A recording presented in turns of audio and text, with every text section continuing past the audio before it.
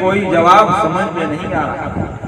محدث اعظم پاکستان نے ارشاد فرمایا، سنو، سرکار نے فرمایا ہے کل شیء یعلم انی رسول اللہ، کائنات کی ہر شے جانتی ہے کہ میں اللہ کا رسول۔ سبحان اللہ سبحان اللہ۔ اب تم بتاؤ اس حدیث کی روشنی میں یہ تنکا حضور کو جانتا ہے؟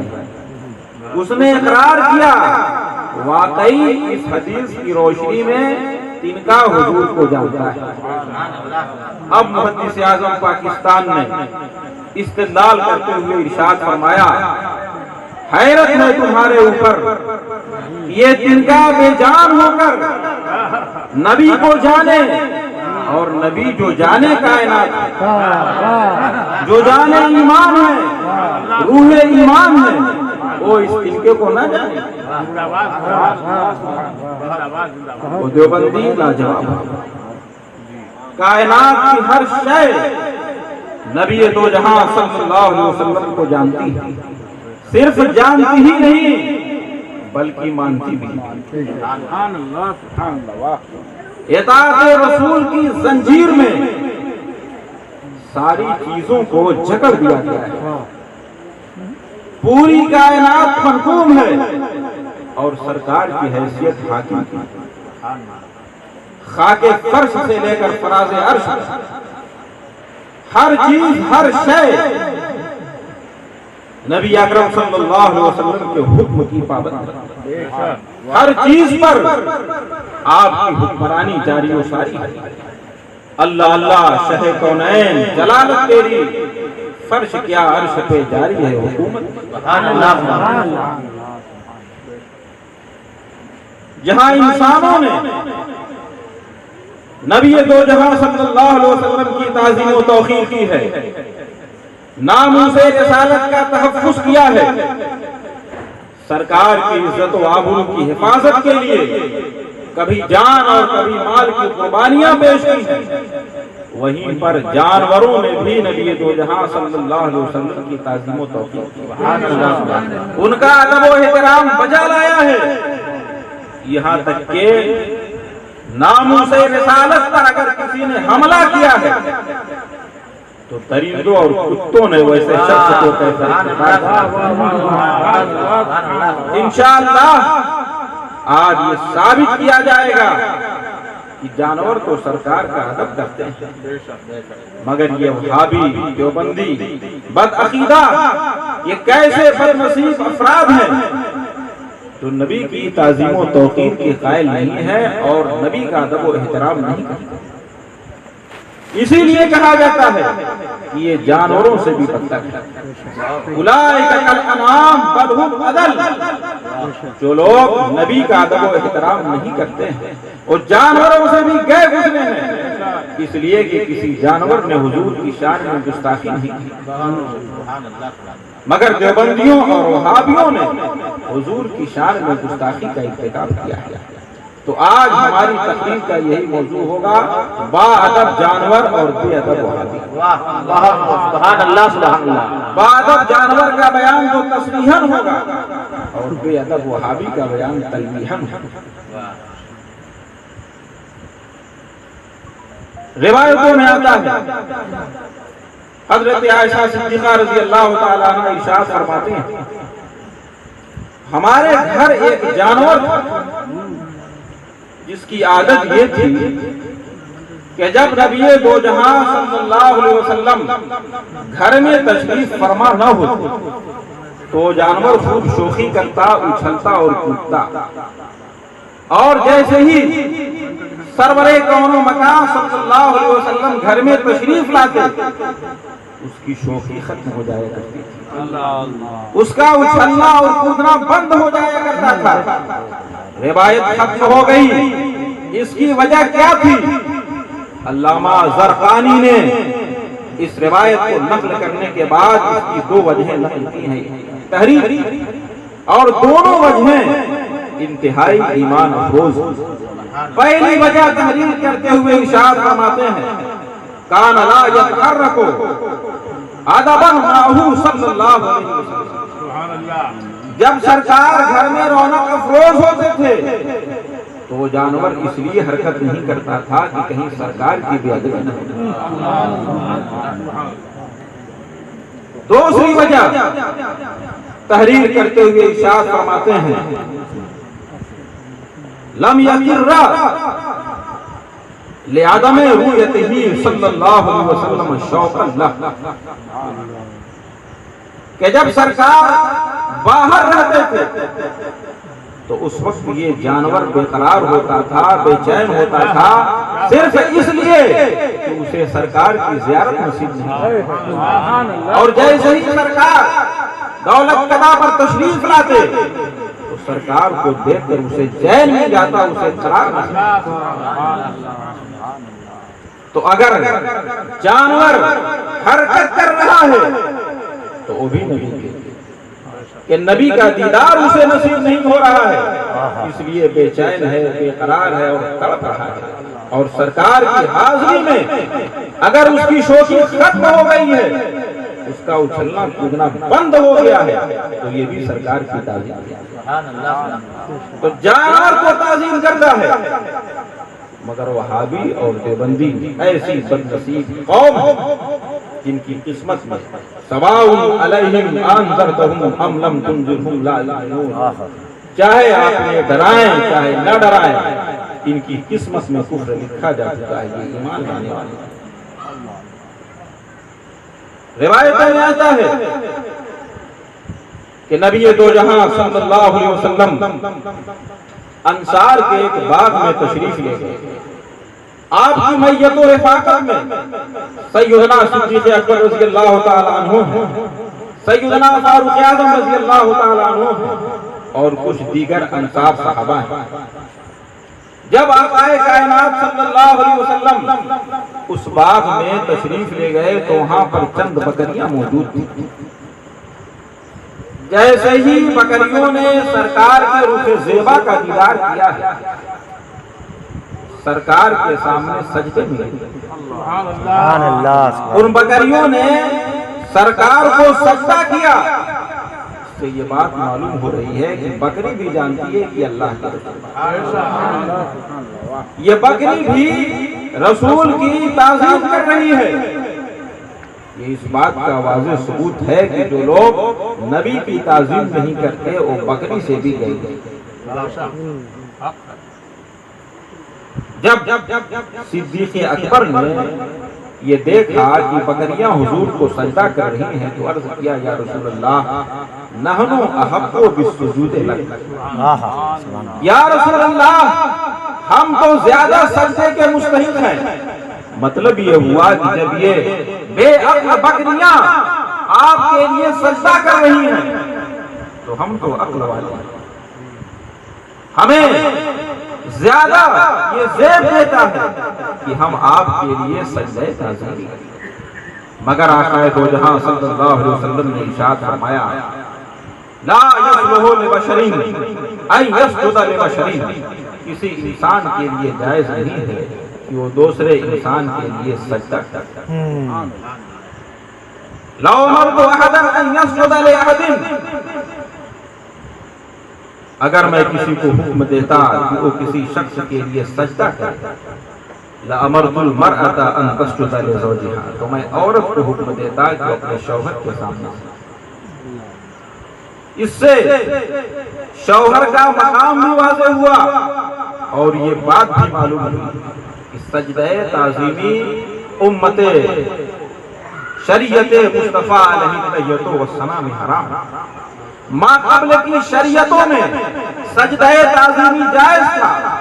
آپ جانتے ہیں آدم علیہ السلام کو فرشتوں نے سجدہ کیا، یوسف علیہ السلام کو ان کے بھائیوں نے سجدہ کیا، تو پہلے کی شریعتوں میں سجدہ تعظیمی جائز تھا، مگر امت محمدیہ کے مقام کو اللہ تبارک و تعالیٰ نے اتنا بلند و بالا فرما دیا ہے کہ اب تعظیماً بھی اس امت کا سر کسی انسان کے سامنے ہے۔ سبحان اللہ، نہ ہو آقا کو سجدہ، یوسف و آدم کو سجدہ ہو، مگر سد ذرائع داب ہے اپنی شریعت کا۔ سبحان اللہ، سبحان اللہ۔ اسی طرح ایک انصاری صحابی نبی دو جہاں صلی اللہ علیہ وسلم کی خدمت میں حاضر ہوئے، عرض کیا یا رسول اللہ میرا اونٹ سرکش ہو گیا ہے، نافرمان ہو گیا ہے، بات ماننے کے لیے تیار نہیں ہے، کھیت اور باغ کی سیرابی کے لیے آمادہ نہیں۔ نبی دو جہاں صلی اللہ علیہ وسلم انصاری صحابی کے اس باغ کی طرف تشریف لے گئے جہاں پر وہ اونٹ موجود تھا۔ سرکار کے ساتھ کچھ صحابہ بھی تھے۔ سرکار نے ارشاد فرمایا کہ باغ کا دروازہ کھولا جائے۔ انصاری صحابی نے کہا یا رسول اللہ یہ اونٹ بے قابو ہو گیا ہے، پاگل ہو گیا ہے، کہیں آپ کو کوئی تکلیف نہ پہنچا جائے۔ سرکار نے ارشاد فرمایا مجھے اونٹ کی طرف سے کوئی اندیشہ نہیں۔ چنانچہ باغ کا دروازہ کھولا گیا، سرکار باغ میں داخل تھی۔ اس کے بعد کیا ہوا؟ روایت کہہ رہی ہے فلما نظر الى وجه رسول اللہ صلی اللہ علیہ وسلم خر ساجدا۔ سبحان اللہ سبحان اللہ۔ جیسے ہی اونٹ کی نظر سرکار کے چہرے پر پڑی وہ دوڑتا ہوا آیا اور سرکار کے قدموں میں جھک گیا، سجدہ کیا۔ پھر سرکار نے اس اونٹ کے سر کے اگلے حصے کو پکڑا، اس کے بعد اس کی حالت بالکل تبدیل ہو گئی۔ وہی اونٹ جو سرکشی کا مظاہرہ کر رہا تھا اب وہ ہمیشہ کے لیے تابع فرمان ہو گیا، اپنے مالک کے حکم کے تابع۔ بتانا یہ ہے ایک جانور اونٹ بھی جانتا ہے کہ اللہ کے رسول، اور صرف جانتا نہیں ہے مانتا بھی ہے، ان کی اطاعت بھی کرتا ہے، اس لیے کہ اسے معلوم ہے کہ کائنات کی ہر شے حضور کے تابع فرمان۔ کسی شے کے لیے سرتابی کی رسول کے حکم سے انحراف اور عدول کی گنجائش نہیں۔ یہی وجہ ہے سرکار کا جب حکم ہوا ڈوبا ہوا سورج واپس آیا، سرکار کا حکم ہوا چاند دو ٹکڑے ہو گیا، سرکار کا حکم ہوا زمین شق ہو گئی، سراقہ کا پاؤں زمین میں پھنس گیا۔ کتنے ہی واقعات معجزات ہیں جن سے یہ بات ثابت ہوئی ہے کہ فرش سے لے کر کے عرش تک پوری کائنات میں نبی دو جہاں صلی اللہ علیہ وسلم کا حکم جاری و ساری ہے۔ کعبہ کو کھانے کے لیے ابرہہ اپنا لشکر لے کر گیا تھا، یہ بات سب کو معلوم ہے۔ ابرہہ کے ہاتھی کا نام محمود تھا۔ جب وہ ہاتھی حضرت عبد المطلب رضی اللہ تعالی عنہ کے سامنے پہنچا تو روایت یہ بتا رہی ہے کہ وہ ہاتھی سجدے میں گر گیا اور اللہ تبارک و تعالیٰ نے اس ہاتھی کو قوت گویائی عطا فرمائی اور اس ہاتھی نے اپنی زبان قال سے یہ بات کہی السلام علی النور الذی فی ظہرک یا عبد المطلب۔ اے عبد المطلب اس نور پر میں سلام بھیجتا ہوں جو نور آپ کی پشت میں موجود ہے۔ ایک ہاتھی کو بھی سرکار کا وہ نور نظر آ جا رہا ہے جو عبد المطلب کی پشت میں موجود ہے، مگر یہ وہابی قرآن بھی پڑھتے ہیں، حدیث بھی پڑھتے ہیں، نہ ان کو رسول کا نور دکھائی دیتا ہے، نہ رسول کی عظمت والی آیتیں نظر آتی ہیں، نہ رسول کی شان پر دلالت کرنے والی حدیثیں ان کو دکھائی دیتی ہیں۔ تو اب اس کے علاوہ کیا کہا جا سکتا ہے کہ یہ جانوروں سے بھی کہیں بدتر اور تو ایک طرف تو جانوروں کا ادب و احترام اور ایک طرف یہ وہابیوں اور دیوبندیوں کی بے ادبی ہے۔ حضرت سفینہ رضی اللہ تعالیٰ عنہ صحابی رسول ہے، نام کچھ اور تھا مگر سرکار کی زبان مبارک سے ایک بار سفینہ ارشاد ہو گیا تھا۔ سفینہ عربی زبان میں کشتی کو کہتے ہیں۔ اس کا پس منظر یہ تھا کہ ایک بار صحابہ کرام کے پاس سامان زیادہ ہو گیا تھا، اٹھانا مشکل ہو گیا تھا۔ سرکار نے حکم دیا حضرت سفینہ کو کہ وہ چادر بچھاتے ہیں، دوسرے صحابہ کا سامان بھی اسی چادر میں رکھ دیا گیا اور پھر سرکار نے سفینہ سے ارشاد فرمایا اے سفینہ تم اس کو اپنے کاندھے پہ اٹھا دو۔ سرکار کی زبان سے جب یہ بات ادا ہو گئی تو وہ صحابی جو بہت کم بوجھ اٹھا سکتے تھے اب وہ 7 اونٹوں کا بوجھ اٹھانے کے لیے، اس لیے وہ تنہا ایک آدمی نہیں بلکہ پوری کشتی اور سفینے کا کام کر رہے تھے۔ یہی صحابی ہیں، ان کا واقعہ کتابوں میں لکھا ہوا ہے۔ ایک بار یہ سمندر کا سفر کر رہے تھے، اتفاق ایسا کشتی ٹوٹ گئی۔ کشتی کے جس تختے پر آپ سوار تھے پانی کی موجوں نے اس تختے کو مار مار کر کسی جنگل میں پہنچا دیا۔ جیسے ہی آپ جنگل میں پہنچے اسی وقت ایک شیر سامنے سے نمودار ہوا۔ قریب تھا کہ وہ شیر آپ کے اوپر حملہ کر دے۔ اس وقت حضرت سفینہ نے ارشاد فرمایا، یا ابا الحارث انا مولا رسول اللہ صلی اللہ علیہ وسلم۔ ابو الحارث یہ شیر کی کنیت، اے شیر سنو، میں نبی اکرم صلی اللہ علیہ وسلم کا غلام ہوں۔ وکان من امری کہتا و کہتا، میرا معاملہ یوں اور یوں۔ انہوں نے اپنا پورا معاملہ بیان فرمایا۔ شیر نے اسے سنا، سننے کے بعد کیا ہوا؟ فاقبل، وہ قریب آیا، وطأطأ رأسہ، شیر نے اپنے سر کو جھکا دیا اور پھر شیر نے حضرت سفینہ کی رہنمائی کی۔ جس راستے پر ان کو جانا تھا اس راستے پر شیر نے ان کو لگا دیا، اور واپسی کے وقت شیر سے ایسی ادا ظاہر ہوئی کہ حضرت سفینہ کہتے ہیں کہ مجھے یہ محسوس ہوا کہ مجھے رخصت کر رہا ہے، الوداع کر رہا ہے۔ تو یہ شیر تھا۔ جیسے ہی سرکار کا نام اس نے سنا فوراً اسے سمجھ میں آ گیا کہ یہ کن کی بات کر رہے ہیں۔ وہ جانتا ہے شیر بھی سرکار کون ہے، سرکار کی نسبت کا اس نے احترام کیا۔ جب ایک صحابی کی یہ حیثیت ہے شیر کی نظر میں تو اس کی نگاہ میں نبی تو جہاں صلی اللہ علیہ وسلم کی اہمیت کیا ہے، ان کا مقام و مرتبہ کیا ہوگا۔ ایک شیر بھی جب سرکار کے اس میں گرامی کو سن لیتا ہے تو اپنے کچھار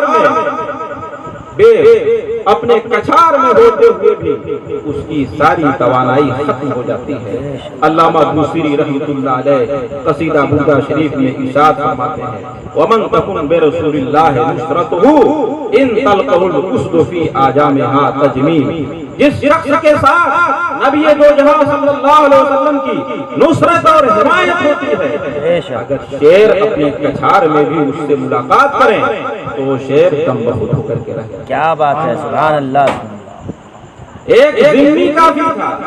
ذمہ کافر اس کو کہتے ہیں جو اسلامی حکومت کو ٹیکس دیتا ہے اور اسلامی حکومت کی پوری ذمہ داری ہوتی ہے کہ اس کی جان و مال کی حفاظت کرے۔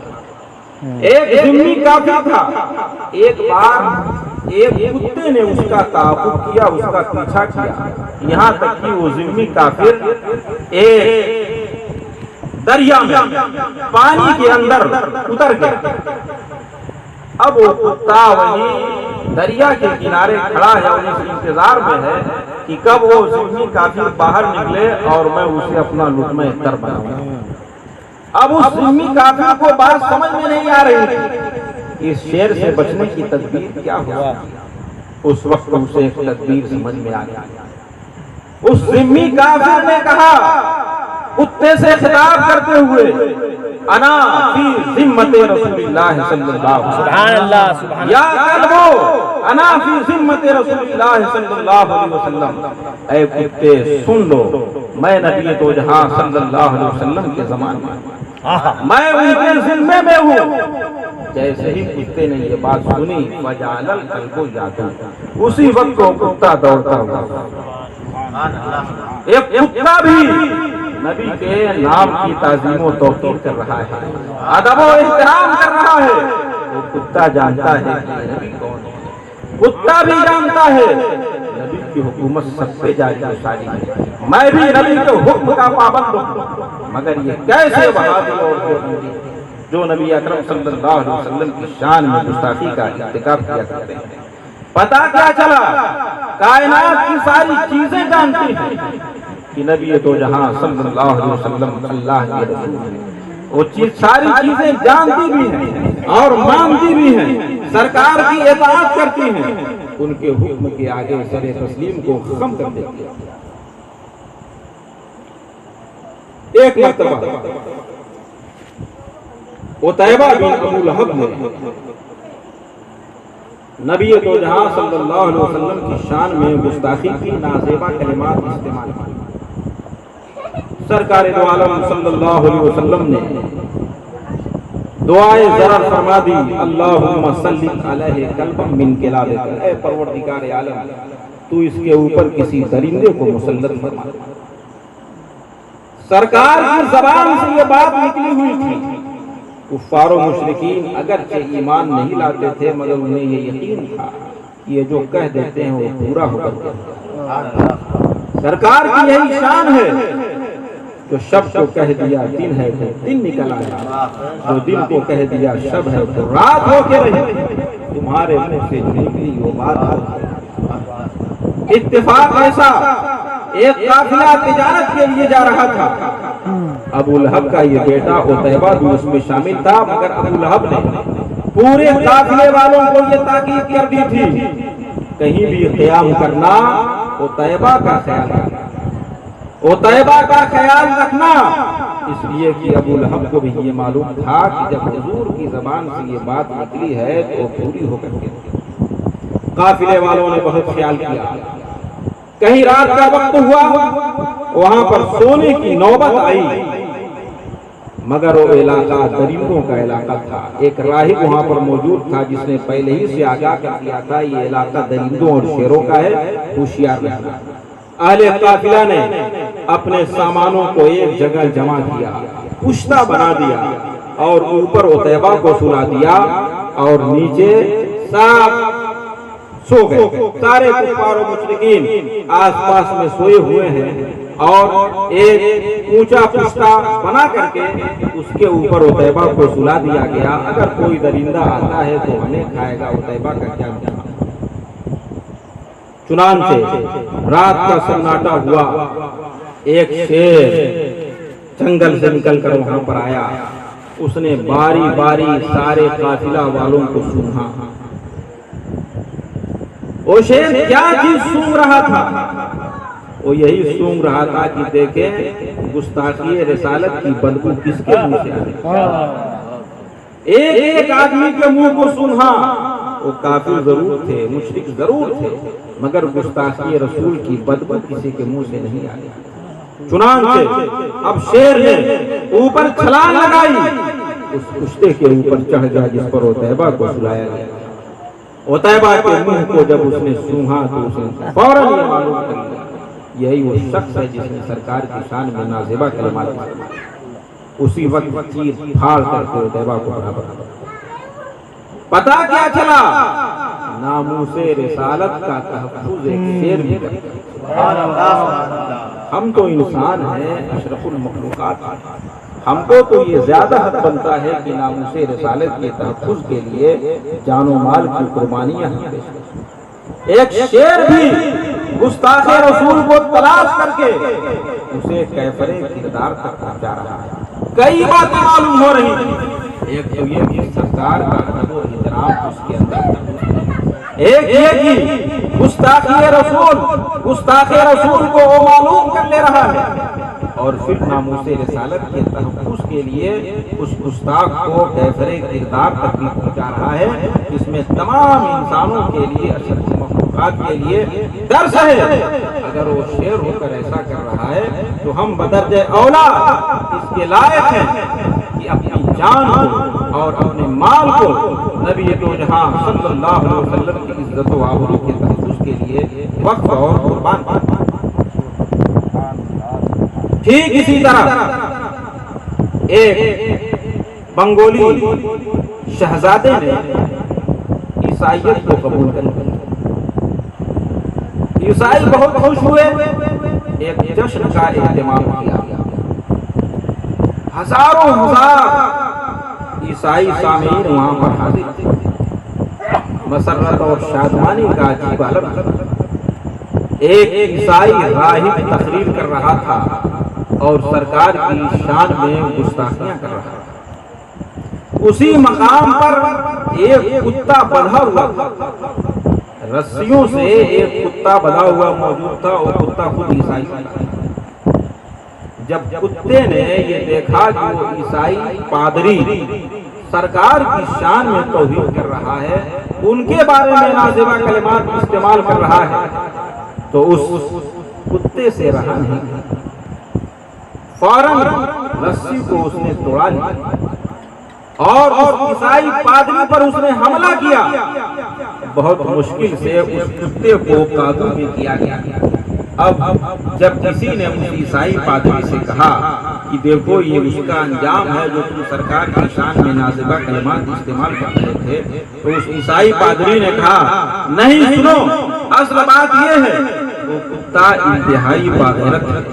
جب میں نے تقریر کے دوران اپنے ہاتھ کو ہلایا ہے تو کتے نے یہ سمجھا کہ شاید میں اسے مارنے کے لیے اشارہ کر رہا ہوں، تو کتے نے غیرت میں آ کر کے مجھ پر حملہ کر دیا۔ پھر کتے کو باندھ دیا گیا، دوبارہ اس کی تقریر شروع ہوئی اور اس نے پھر نازیبہ کلمات سرکار کی شان میں استعمال کیا۔ پھر لوگوں نے دیکھا وہی کتا جسے باندھ دیا گیا وہاں سے چھلانگ لگائی، رسیاں ٹوٹ گئی، عیسائی پادری کے پاس پہنچا اور دیکھتے ہی دیکھتے اس کا کام تمام ہوا، اسے کیفر کردار تک پہنچا دیا۔ اب عیسائی راہب کی تڑپتی ہوئی لاش لوگوں کے سامنے موجود تھی اور لوگوں کو یہ یقین ہو گیا کہ اسلام ہی سچا اور پکا مذہب ہے۔ چنانچہ